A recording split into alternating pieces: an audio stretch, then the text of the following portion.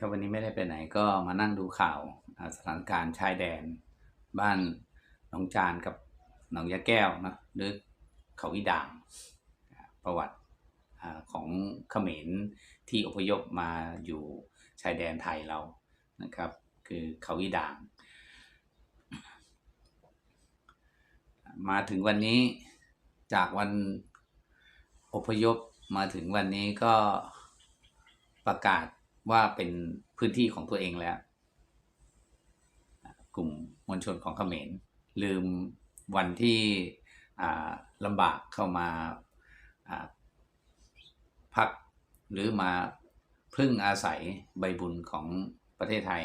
ก็ได้ลืมหมดแล้วแต่วันนี้ก็ได้มาเป็นม็อบต่อสู้กับทหารไทย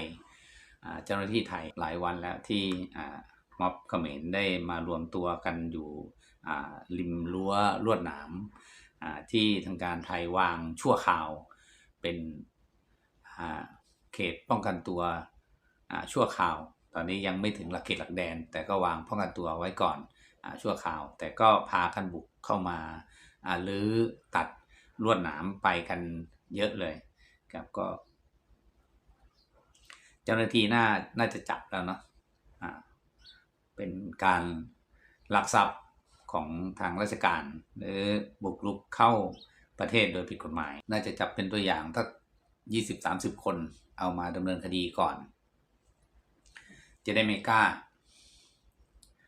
แบบตอนนี้ก็หนองยะแก้วก็เช่นกันก็ใช้แผนการคล้ายๆกันก็ใช้มวลชนของเขมรเหมือนกันทั้งพระทั้งผู้หญิงทั้งเด็กทั้งเจ้าหน้าที่ถอดชุดเข้าไปร่วมวงด้วยพอดีได้ไปเจอคลิปนึงนะครับคลิปประวัติศาสตร์ของเขาอีด่างไม่ทราบว่าเป็นคลิปของประเทศไทยหรือประเทศไหนเนาะครับก็จะขออนุญาตเจ้าของคลิปเอามาเผยแพร่ให้กับคนเขมรได้ดูกันหรือจะได้รู้ว่า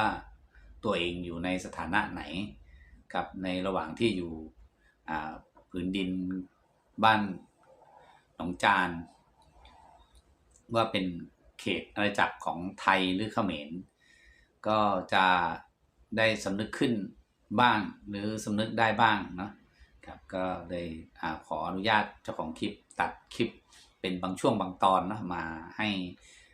ได้ชมกันครับเดี๋ยวเราไปชมพร้อมๆกันเลย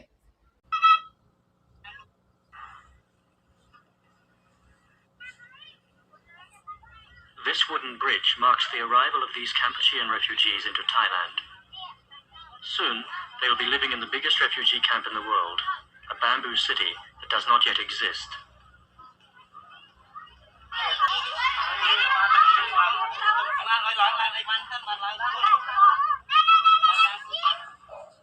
Less than an hour away by bus, Khawidang Camp offers a temporary refuge from the continuing conflict along the Kampuchean border.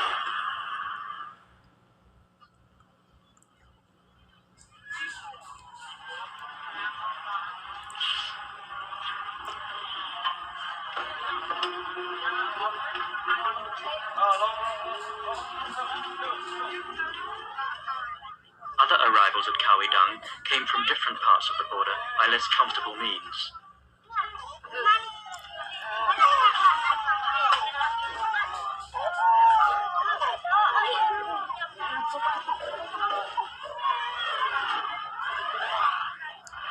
On arrival, every man, woman and child was given a brief medical inspection by a team of doctors and nurses from the International Red Cross.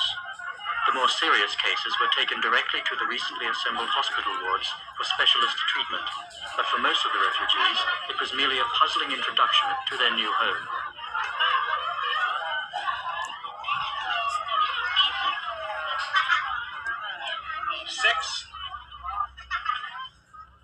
They had to walk nearly 2 kilometers to the hastily prepared site where they will build their new dwellings.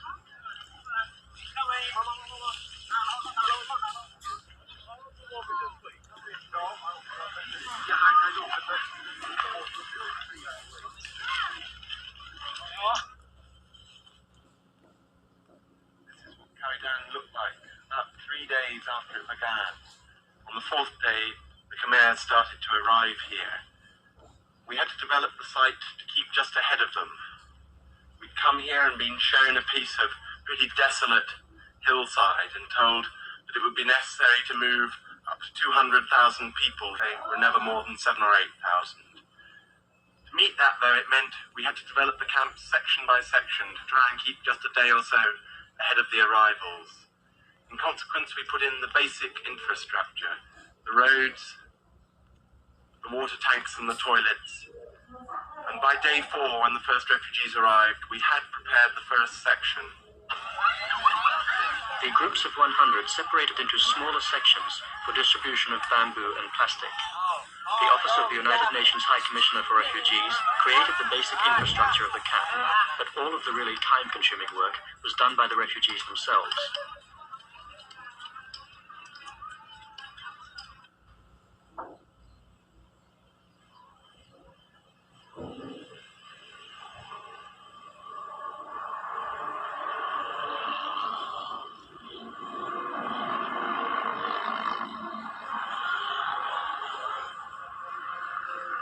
Convoys of food and construction materials from miles away became commonplace along Thailand's eastern border.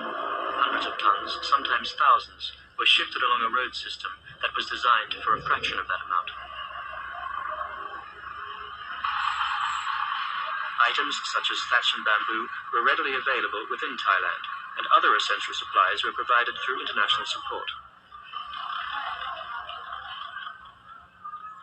One fortunate development was that Thailand is one of the world's leading rice exporters, so all of the grain provided at Khao Dang could be purchased by the United Nations within the country.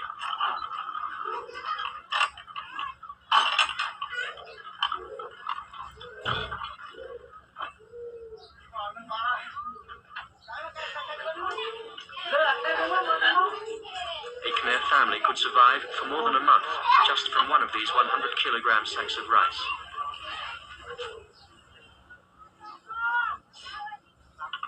The refugees received all of their essential rations and cooking utensils from the UNHCR: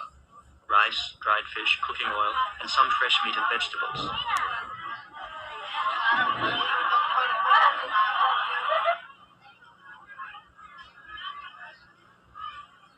All of the supplementary feeding in Khao Dang was supervised by the voluntary agency CARE.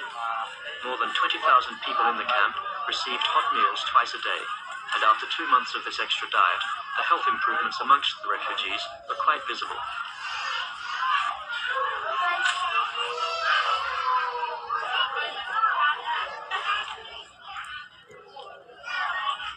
A group worried us before the move began were the unaccompanied minors. We got alarming reports of how many there were at the 2 major border concentrations.